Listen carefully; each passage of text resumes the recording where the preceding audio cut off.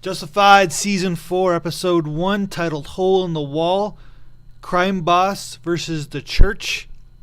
Raylan Goes Rogue versus What Is Going On.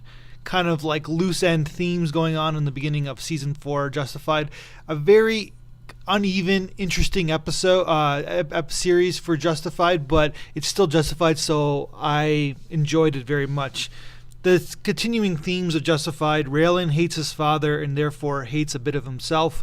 I think Ray Donovan took the themes of Justified and stole it, literally stole the same themes, but I guess it's a common practice in television of us talking about our mentors, Tony Soprano and his mom, every other show and their dad, and daddy issues are one of the big, probably one of the most overused themes in probably cinema and television history. But let's get on to it because I do like Justified a lot.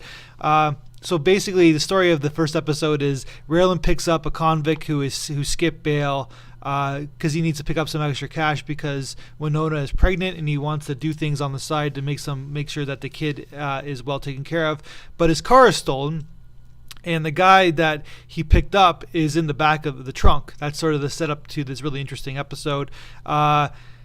But the big setup is that there's this mystery bag in his dad's house's wall, and that basically people want, and this is what this whole season 4 is going to be about this bag, what it means, what the whole kind of conspiracy around the criminal enterprise and Raylan Crowney is going on. So it's an interesting kind of thing that's happening, very unrealistic, which that's what happens, but we can get onto in future episodes. But introduction to new characters.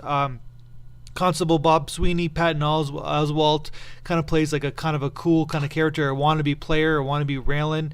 And then you got Colt Rhodes, who is played by Ron Ellard, who is going to go in Boyd's enterprise. He's got a very interesting kind of do on him.